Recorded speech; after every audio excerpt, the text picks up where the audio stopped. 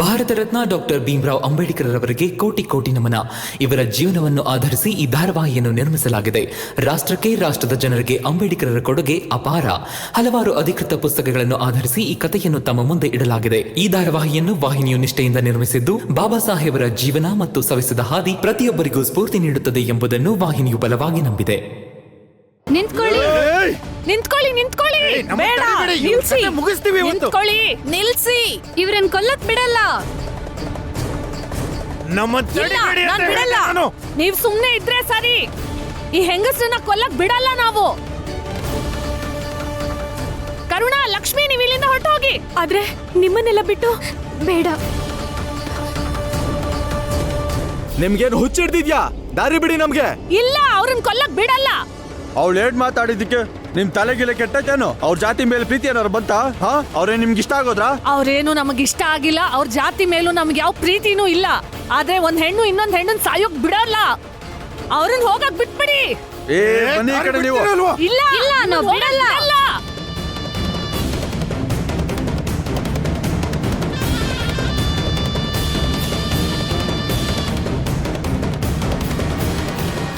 ಮತ್ತೆ ಭೀಮರಾವ್, ನಿನ್ನ ಯೋಗ್ಯತೆಗೆ ಅನುಗುಣವಾಗಿ ಭೂಮಿ ಮೇಲೆ ಕೂತ್ಕೊಂಡು ನೀನ್ ಹೇಗನ್ಸ್ತಿದೆ? ನಮ್ಮಂತ ದೊಡ್ಡವ್ರನ್ನ ಈ ತರ ಕುರ್ಚಿಲ್ ಕೂತ್ಕೊಳ್ಳೋದು ನೋಡಿ ಒಂಥರ ಕೋಪ ಬರುತ್ತಲ್ಲ ನಿನ್ಗೆ? ನೆಲದ ಮೇಲೆ ಕೂರೋದಕ್ಕೆ ಕೋಪ ಯಾಕೆ? ಯಾಕೆ?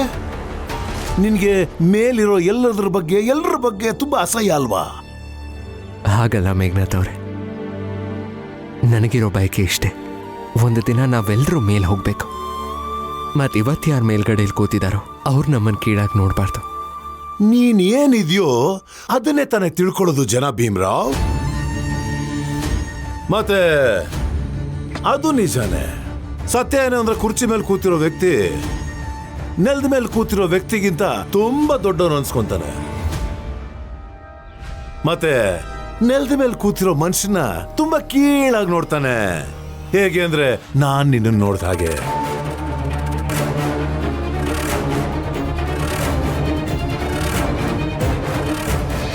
ಈ ಕುರ್ಚಿ ಮೇಲೆ ಕೂತ್ಕೊಂಡ್ಮೇಲೆ ನೋಡು, ಒಂಥರ ಹೊಸ ಗತ್ತು ಬರುತ್ತೆ.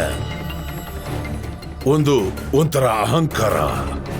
ಹಾಗೆ ನೋಡಕ್ ಹೋದ್ರೆ ಮನುಷ್ಯ ಮೇಲಿರೋದು, ದೊಡ್ಡವರಾಗೋದೇ ಜೀವನದ ಸಾರಾಂಶ ಅಲ್ವಾ? ಕುಡಿಯೋಕೆ, ತಿನ್ನೋಕೆ, ಜೀವನದಲ್ಲಿ ಚೆನ್ನಾಗಿರೋಕೆ ತುಂಬಾ ಅವಕಾಶಗಳು ಸಿಗುತ್ತೆ ಅಲ್ವಾ?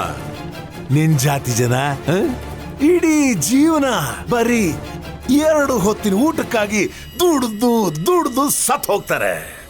ನೀನ್ ನಮ್ಮನ್ನ ನೋಡು, ಆರಾಮಾಗಿ ಹೀಗೆ ಕುರ್ಚಿ ಮೇಲೆ ಕೂತ್ಕೊಂಡು ಜೀವನ ಆರಾಮಾಗಿ ಕಳಿತೀವಿ. ಮತ್ತೆ ನಿಮ್ಮಂತ ಜನಗಳು ನಮ್ಮ ನೋಡಿ ಹೊಟ್ಟೆ ಉರ್ಕೊಂಡು ಸಾಯ್ತಾ ಇರ್ತೀರಾ.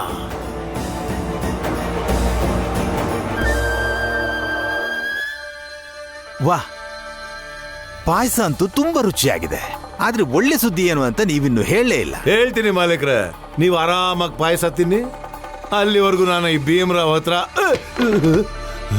ಅಯ್ಯೋ ಅಯ್ಯೋ ನಿಮ್ ಅಯ್ಯೋ ನಿಮ್ಗೇನು ಆಗಿಲ್ಲ ತಾನೆ? ಏಟಾಗಿಲ್ಲ ತಾನೆ?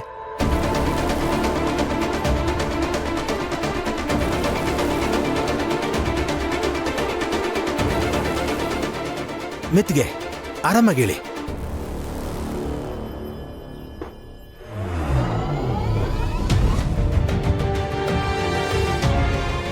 ಏನು ಆಗಿಲ್ಲ ಬಿಡು.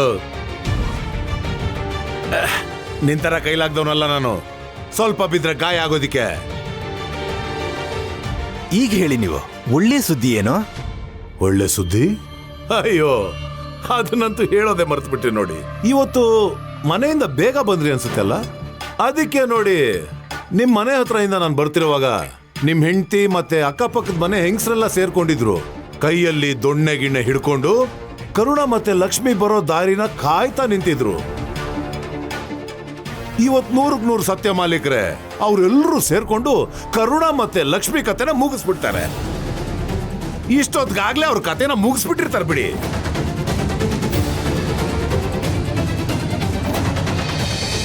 ಭೀಮಣ್ಣ, ಮೂರ್ತಿ, ಆ ಲಕ್ಷ್ಮಿ ಮತ್ತೆ ಕರುಣಾ ಅಲ್ಲಿ ಯಾರು ಗಾಯ ಆಗಿದೆ ಮತ್ತೆ ಯಾರು ಸತ್ತೋದ್ರು? ಕರುಣಾ ಅತ್ತೆ ಮತ್ತೆ ಲಕ್ಷ್ಮಿ ಅತ್ತಿಗೆಗೆ ಏನೂ ಆಗಿಲ್ಲ.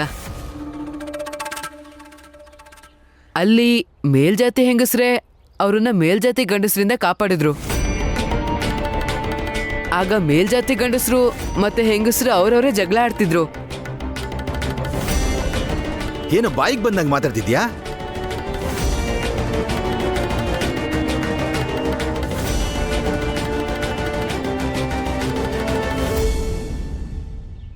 ಮೇಘನಾಥ್ ಅವ್ರೆ, ಮನುಷ್ಯ ನೆಲದ ಮೇಲೆ ಕೂರ್ಲಿ ಅಥವಾ ಕುರ್ಚಿ ಮೇಲೆ ಕೂರ್ಲಿ, ಆದರೆ ಯಾವತ್ತೂ ನೆಲದ ಜೊತೆಗಿರೋ ನಂಟನ್ನು ಬಿಡಬಾರ್ದು, ನೆಲನ ಮರಿಬಾರ್ದು. ಇಲ್ಲಾಂದ್ರೆ ಕುರ್ಚಿ ಎಷ್ಟೇ ದೊಡ್ಡದಾಗಿರಲಿ, ಅದ್ರ ಮೇಲೆ ಕೂತು ಆಟ ಆಡಿದ್ರೆ ಎಲ್ಲಿ ಬಿದ್ದು ಹೋಗ್ತೀನೋ ಅನ್ನೋ ಭಯ ಇರುತ್ತೆ. ಅಂದ್ಹಾಗೆ ನಿಮ್ಗೇನು ಜಾಸ್ತಿ ಏಟಾಗಿಲ್ಲ ಅಲ್ವಾ? ನಿನ್ನ ಯೋಗ್ಯತೆ ಮರಿಬೇಡ ಭೀಮ್ರಾವ್.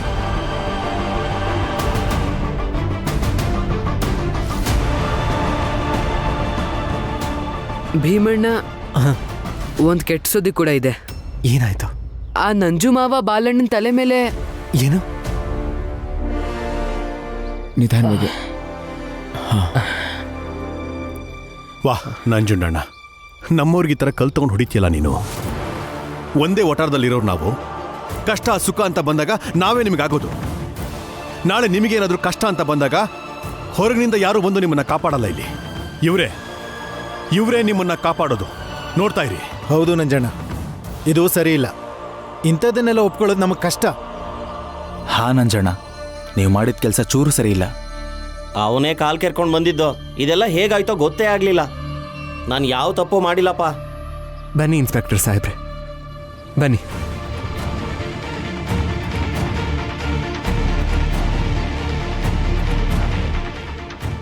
ಇಲ್ಲೇ ಬನ್ನಿ.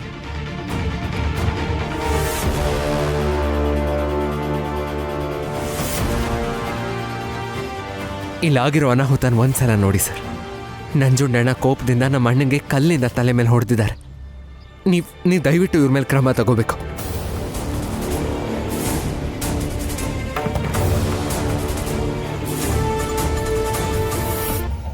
ಭೀಮ್ರಾವ್, ಇದೆಲ್ಲ ಏನಪ್ಪ? ಅಲ್ಲ, ಸಣ್ಣ ತಪ್ಪಾಗೋಯ್ತು. ಇದು ನಮ್ಮ ವಟಾರದ ವಿಷಯ. ಎಲ್ಲ ಒಟ್ಟಾಗಿ ಕೂತ್ಕೊಂಡು ಇದ್ರ ಬಗ್ಗೆ ಏನಾದರೂ ಮಾತುಕತೆ ನಡೆಸೋಣ. ಇದಕ್ಕೆ ಇನ್ಸ್ಪೆಕ್ಟರ್ ಸಾಹೇಬ್ರನ್ನ ಯಾಕೆ ಕರ್ಕೊಂಡು ಬಂದೆ? ಹೌದು ಭೀಮ್ರಾವ್, ಇದು ವಟಾರದ ವಿಷಯ. ನಾವು ನಮ್ಮಲ್ಲೇ ಮಾತಾಡಿ ಬಗೆಹರಿಸ್ಕೊಳ್ಳೋಣ. ಮತ್ತೇನು, ನಂಜಣ್ಣ ಕ್ಷಮೆ ಕೇಳ್ತಿದಾರಲ್ಲ, ಹೋಗ್ಲಿ ಬಿಡು. ಕ್ಷಮೆ ಕೇಳ್ಬಿಟ್ರೆ ಅಪರಾಧನೇ ತಾನೆ. ಪ್ರತಿಯೊಂದು ಅಪರಾಧಕ್ಕೂ ಶಿಕ್ಷೆ ಇರುತ್ತೆ ಮತ್ತು ಅದು ಅವ್ರಿಗೆ ಸಿಗಲೇಬೇಕು. ನೀವು ಇವ್ರನ್ನ ಕರ್ಕೊಂಡು ಹೋಗಿ ಸರ್. ಹೇಳ್ಕೊಂಡು ಬನ್ನಿ. ಅಯ್ಯೋ ಸಾರ್, ಕ್ಷಮಿಸ್ಬಿಡಿ ನನ್ನ. ಇನ್ಮೇಲೆಲ್ಲ ಹೀಗೆ ಮಾಡಲ್ಲ ನಾನು. ಸರ್ ಬಿಟ್ಬಿಡಿ ಸರ್. ಸರ್ ಬಿಟ್ಬಿಡಿ ಸರ್, ಕ್ಷಮಿಸ್ಬಿಡಿ ಸರ್. ಇನ್ಸ್ಪೆಕ್ಟರ್ ಸಾಹೇಬ್ರೆ, ಬಿಡಿ ನನ್ನ. ಭೀಮ್ರಾವ್, ನೀನು ಮಾಡ್ತಿರೋ ಸರಿ ಇಲ್ಲ. ಕಾನೂನನ್ನೋ ಹೆಸರಲ್ಲಿ ನನ್ನ ಮೇಲೆ ಸೇಡ್ ತೀರಿಸ್ಕೊಳ್ತಾ ಇದೀಯ ನೀನು. ಬರ್ತೀನಿ, ನೀನು ವೈರಿಯಾಗಿ ಬರ್ತೀನಿ. ಯಾರನ್ನೂ ಬಿಡಲ್ಲ ನಾನು. ನಿಮ್ಮ ನೆಮ್ಮದಿ ಹಾಳು ಮಾಡ್ಬಿಡ್ತೀನಿ. ಕಾನೂನಿನ ನ್ಯಾಯದಲ್ಲಿ ಬೆದರಿಕೆಗಳಿಗೆ ಯಾವ ಬೆಲೆನೂ ಇಲ್ಲ ಅಣ್ಣ. ಬಿಡಿ ನನ್ನ.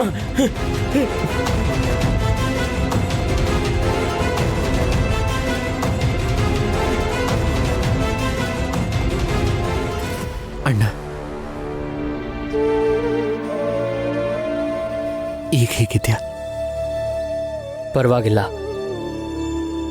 ಭೀಮ್ರಾವ್, ನ್ಯಾಯ ಕಾನೂನು ಅಂತ ಜಪ ಮಾಡ್ತಾ ನಂಜಣ್ಣನ್ ನಿನ್ ಠಾಣೆ ಕಳಿಸಿದ್ಯಲ್ಲ. ಜೀಜಾಬಾಯಿ ಹೋಗಿದ್ದಾಳೆ. ಅವಳು ವಾಪಸ್ ಬರುವಾಗ ನಿನ್ ನ್ಯಾಯದ ಹೆಸರಲ್ಲಿ ನಾವೆಲ್ಲ ನಿನ್ ಮೇಲೆ ಸೇಡ್ ತೀರಿಸ್ಕೋತೀವಿ. ನೀನ್ ಮಾಡಿರೋ ಕೆಲಸ ಇದೆಯಲ್ಲ, ನಂಜಣ್ಣನ್ ಠಾಣೆ ಕಳಿಸಿರೋದು. ಇದರಿಂದ ನಿನಗೆ ಕೇಡ್ಗಾಲ ತಪ್ಪಿದ್ದಲ್ಲ. ನೋಡ್ತಾ ಇರು.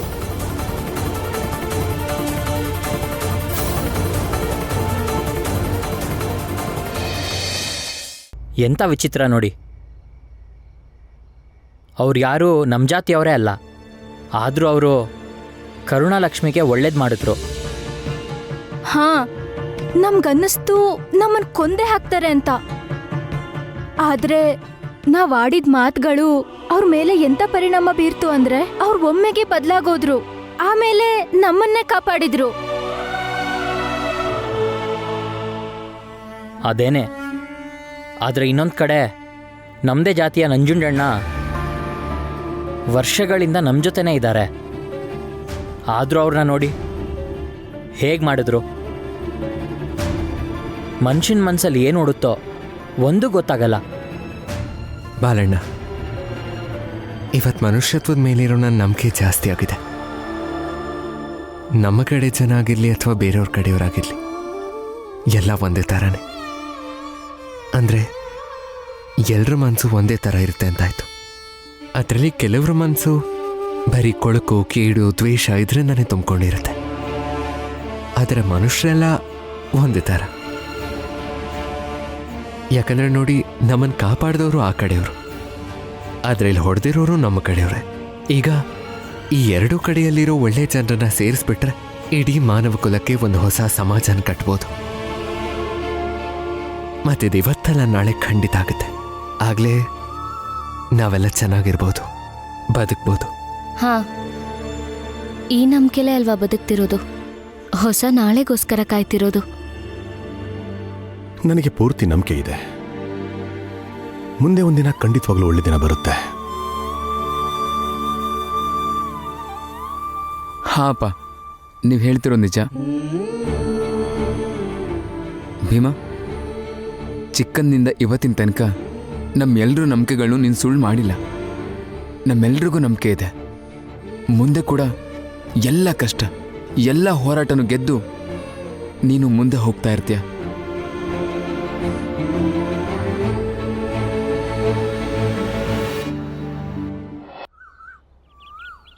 ಭೀಮಾ, ಭೀಮಾ ಬೇಗ ಹೊರಗಡೆ ಬಾ.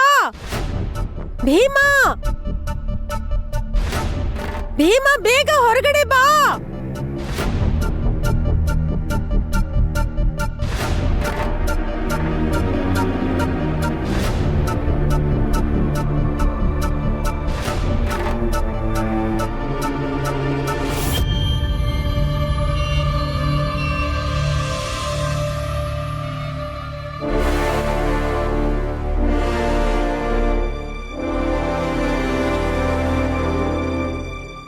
ಸಾಹೇಬ್ರೆ, ನಾನು ನಿಮ್ಗಲ್ಲೇನು ಹೇಳದ್ನೋ ಅದನ್ನೇ ಇಲ್ಲೂ ಹೇಳ್ತಿದ್ದೀನಿ. ನಾನೀಗ ಪೂರ್ತಿ ಸರಿ ಹೋಗಿದ್ದೀನಿ. ಅದಕ್ಕೆ ನೀವು ಭೀಮನ್ನ ಬಡೋದಾಗ ಕರ್ಕೊಂಡು ಹೋಗ್ಬೋದು.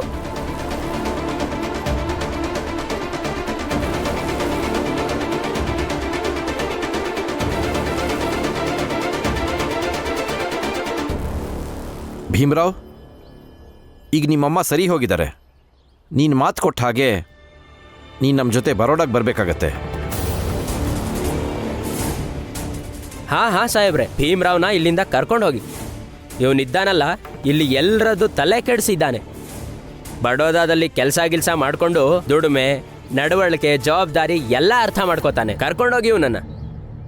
ಮಂಚಯ್ಯ, ನಾನು ಮಾತಾಡ್ತೀನಿ. ಇದು ನಮ್ಮನೆ ವಿಷಯ, ನಾನು ನೋಡ್ಕೊಳ್ತೀನಿ. ನಡುವೆ ನೀನು ಬಾಯಕಕ್ಕೆ ಹೋಗ್ಬೇಡ. ಸಾಹೇಬ್ರೆ, ನೀವು ಒಪ್ಪಿಗೆ ಕೊಟ್ರೆ ನಾವು ಹೋಗಿ ಮಹಾರಾಜರ ಹತ್ರ ಮಾತಾಡ್ತೀವಿ. ಹ್ಞೂ ಸರ್, ನೀವು ಹೇಳಿದ್ರೆ ನಾವೆಲ್ಲ ಒಟ್ಟಿಗೆ ಬಂದ್ಬಿಡ್ತೀವಿ. ಯಾಕಂದರೆ ಭೀಮಾ ನಿಮ್ಮ ಜೊತೆ ಬರದೇ ಇದ್ರೆ ಏನು ಮಾಡೋಕ್ಕಾಗುತ್ತೆ ಹೇಳಿ? ತಗೊಳಪ್ಪ, ನಮ್ಮ ವಟಾರದಲ್ಲಿ ಯಾರೋ ಒಬ್ಬ ಯಾವಾಗಲೂ ನ್ಯಾಯ ನ್ಯಾಯ ಅಂತಿರ್ತಾನಲ್ವಾ? ಯಾರೇಳು? ಹೌದಲ್ಲ, ಅವನು ನಮ್ಮ ಭೀಮ್ರಾವೇ. ಭೀಮಾ, ಹೇಳೋ, ನೀನು ಒಪ್ಪಂದ ಮಾಡ್ಕೊಂಡಿದ್ದೀನಿ ಹೇಳೋ. ಆ ಒಪ್ಪಂದಕ್ಕೆ ಸಹಿ ಹಾಕಿದ್ದನ್ನು ಹೇಳಪ್ಪ. ಭೀಮ್ರಾವ್, ಒಪ್ಪಂದದ ಪ್ರಕಾರ ನೀನು ಡಿಗ್ರಿ ಮುಗಿಸೋವರೆಗಿನ ಕಲಿಕೆಯ ಇಡೀ ವೆಚ್ಚವನ್ನ ನಮ್ಮ ಬಡೋದ ಆಡಳಿತ ನೋಡ್ಕೊಳ್ಳುತ್ತೆ. ಆದರೆ ಒಂದು ಷರತ್ತು, ನಿನ್ನ ಕಲಿಕೆ ಮುಗಿಸಿದ ಮೇಲೆ ನೀನು ಬಡೋದಾಗೆ ಬಂದು ಬಡೋದ ರಾಜ್ಯಕ್ಕೆ ಸೇವೆ ಸಲ್ಲಿಸಬೇಕು.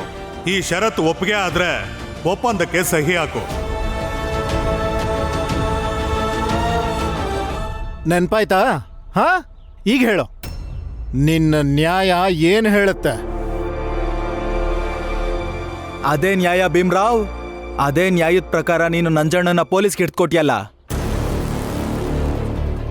ಆದ್ರೆ ಸಾಹೇಬ್ರೆ, ನ್ಯಾಯ ಅನ್ಯಾಯ ತೀರ್ಮಾನ ಅತ್ತೆ ಹೇಳಿರೋ ಒಂದ್ ಮಾತಿಂದ ಮಾತ್ರ ಆಗಲ್ಲ ಅಲ್ವಾ? ನೀವ್ ನಮ್ಮ ಮಾತನ್ನು ಕೇಳಿ. ರಮಾ ಹೇಳ್ತಾ ಇರೋದು ಸರಿಯಾಗೇ ಇದೆ. ನಮ್ಮ ಮಾತನ್ನು ಕೇಳಿಸ್ಕೊಳ್ಳಿ. ಸಾಹೇಬ್ರೆ, ನಮ್ಮ ಮಾತನ್ನು ಕೇಳಿ. ಹೌದು, ನಮ್ಮ ಮಾತನ್ನು ಕೇಳಿ. ಹೌದು, ನಮ್ಮ ಮಾತನ್ನು ಕೇಳಿ. ಹೌದು. ನಾನಷ್ಟು ದೂರದಿಂದ ನಿಮ್ಮ ಮಾತನ್ನು ಕೇಳಿಸ್ಕೊಳಕ್ ಬಂದಿಲ್ಲ. ಮಾತು ಕೊಟ್ಟಿರೋ ಹಾಗೆ ಒಪ್ಪಂದದ ಪ್ರಕಾರ ಭೀಮರಾವ್ ನಮ್ಮ ಜೊತೆ ಬರಬೇಕಾಗತ್ತೆ. ಅಲ್ಲ ಸಾಹೇಬ್ರೆ, ನೀವು ಖುಷಿ ಪಡಬೇಕು. ಮಹಾರಾಜ ಬರೀ ಕರೆ ಕಳಿಸಿದ್ದಾರೆ. ಕಟ್ಟುಪಾಡಿನಂತೆ ನಿನ್ನ ಅರೆಸ್ಟ್ ಕೂಡ ಮಾಡಬಹುದಿತ್ತು.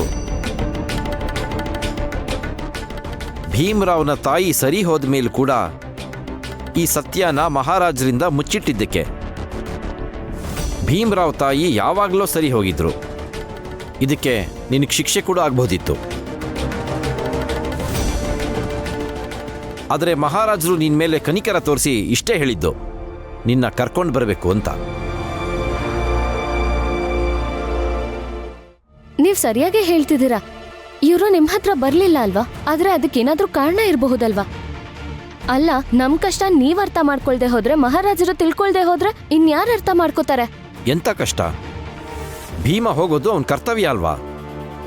ಕರ್ತವ್ಯ ಪಾಲಿಸೋ ವಿಷಯ ಬಂದಾಗ ಅದು ಕಷ್ಟ ಹೇಗಾಗತ್ತೆ? ಇನ್ಯಾವ ನೆಪನೂ ಬೇಡ, ನೀವು ನಮ್ಮ ಜೊತೆಗೆ ಬರಲೇಬೇಕು ಭೀಮರಾವ್. ತುಂಬ ನಾಟಕ ಮಾಡಿದ್ರೆ ನಿಮ್ಮೆಲ್ಲರನ್ನೂ ಹಿಡ್ಕೊಂಡು ಹೋಗ್ಬೇಕಾಗತ್ತೆ. ಆಮೇಲೆ ಮಹಾರಾಜರಿಗೆ ಬಿಟ್ಟಿದ್ದು, ಅವ್ರು ನಿಮ್ಮನ್ನು ಬಿಡ್ತಾರೋ ಅಥವಾ ನಿಮಗೆ ಶಿಕ್ಷೆ ಕೊಡ್ತಾರೋ ಅನ್ನೋದು.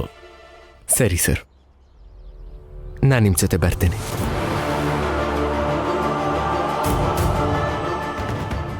ಸಾಹೇಬ್ರೆ, ನಿಮಗೆ ಕೆಲಸ ಮಾಡೋದಕ್ಕೆ ಕೆಲಸಗಾರ ಬೇಕಲ್ವಾ? ನಾನೇ ನಿಮ್ ಜೊತೆ ಬರ್ತೀನಿ. ವಿದ್ಯಾರ್ಥಿ ವೇತನ ಸಿಕ್ಕಿರೋದು ನಿಮ್ಗ ಇಲ್ಲ ಭೀಮರಾವ್ಗ? ಯಾರಿಗೆ ವಿದ್ಯಾರ್ಥಿ ವೇತನ ಸಿಕ್ಕಿದೆಯೋ ಅವ್ರು ಬರಬೇಕು. ರಮಾ, ವಾದ ಮಾಡೋದ್ರಲ್ಲಿ ಯಾವ ಅರ್ಥನೂ ಇಲ್ಲ. ಇಲ್ಲ ಭೀಮಾ ಸಾಹೇಬ್ರೆ, ನೀವು ಒಪ್ಪಿಗೆ ಕೊಟ್ಟರೆ ಭೀಮನ್ ಬದಲು ನಾನು, ಆನಂದ, ಅಪ್ಪ 3 ಜನ ಬರ್ತೀವಿ. ನಾವು 3 ಜನ ಸೇರಿ ಭೀಮ ಮಾಡೋಷ್ಟು ಕೆಲಸ ಮಾಡ್ತೀವಿ. ಮಣ್ಣು ಹೊರೋ ಕೆಲಸ ಅನ್ಕೊಂಡ್ರ? 3 ಜನನೂ ಸೇರಿ ಜಾಸ್ತಿ ಮಣ್ಣು ಹೊರೋಕೆ? ಇದು ಭೀಮರಾವ್ ಮಾಡುವಂಥ ಕೆಲಸ.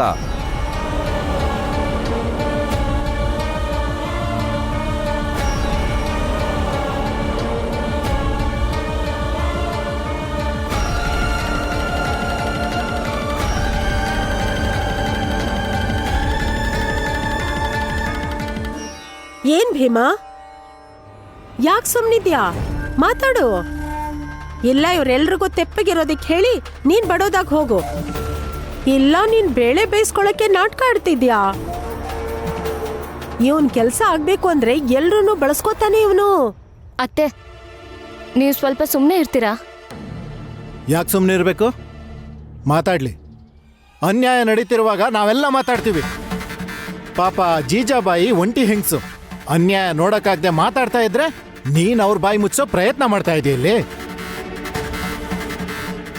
ನಾವೆಲ್ಲರೂ ಮಾತಾಡ್ತೀವಿ, ಏನ್ರಪ್ಪ?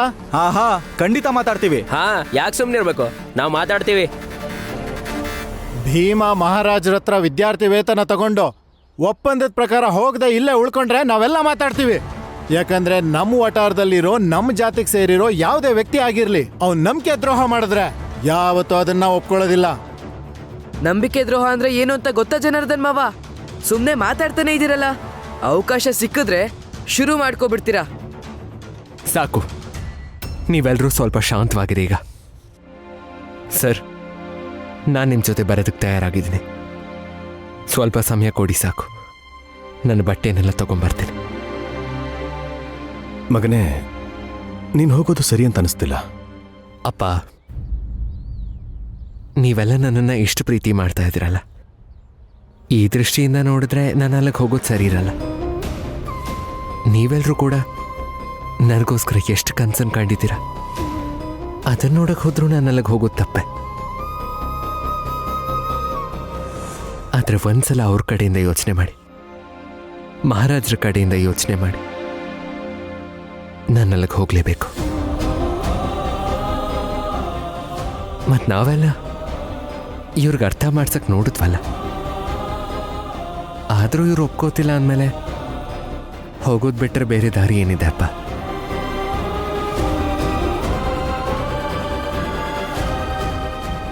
ನಾನು ಬರ್ತೀನಿ.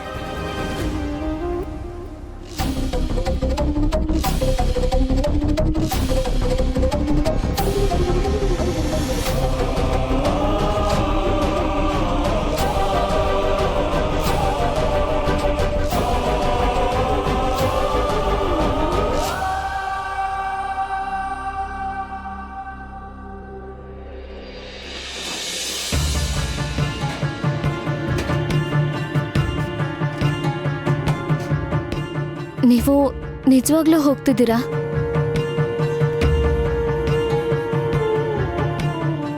ಹೋಗ್ಲೇಬೇಕಲ್ವ ರಮ್ಮ. ಸಯ್ಯಾಜಿ ಮಹಾರಾಜರಿಗೆ ನಾನು ಮಾತು ಕೊಟ್ಟಿದ್ದೀನಿ. ಕೊಟ್ಟ ಮಾತಕ್ಕೆ ತಪ್ಪೋದು ಚೆನ್ನಾಗಿರಲ್ಲ. ಮಾತಕ್ಕೆ ತಪ್ಪಿದ್ರೆ ಮಹಾರಾಜರು ಏನು ಅನ್ಕೋತಾರೆ? ಭೀಮರಾವ್ನ ನಂಬಕ್ಕಾಗಲ್ಲ ಅಂತಾರೆ. ನಂಬಿಕೆಗೆ ಮೋಸ ಮಾಡಿ ಬದುಕೋದ್ರಿಂದ ಆ ಜೀವನಕ್ಕೆ ಯಾವುದೇ ಬೆಲೆ ಇರಲ್ಲ ರಮ್ಮ. ಮತ್ತೆಷ್ಟು ದೊಡ್ಡ ಹೋರಾಟನ ಒಂದೇ ಜಾಗದಲ್ಲಿ ಇದು ಮಾಡೋಕ್ಕಾಗತ್ತಾ? ಆದ್ರೆ ಇಲ್ಲೂ ನೀವು ದೊಡ್ಡ ಹೋರಾಟ ನಡೆಸ್ಬೇಕಲ್ವಾ? ಓದ್ಬೇಕಿತ್ತು, ಮುಂದಕ್ಕೆ ಹೋಗ್ಬೇಕಿತ್ತು. ಹೌದು ರಮ್ಮ, ನನಗೆ ಗೊತ್ತು. ಆದರೆ ಪ್ರತಿ ಸಲ ನಾವು ಅನ್ಕೊಂಡು ಹಾಗೆ ಆಗಬೇಕು ಅಂದರೆ ಆಗುತ್ತಾ? ಅದು ತಪ್ಪಲ್ವಾ?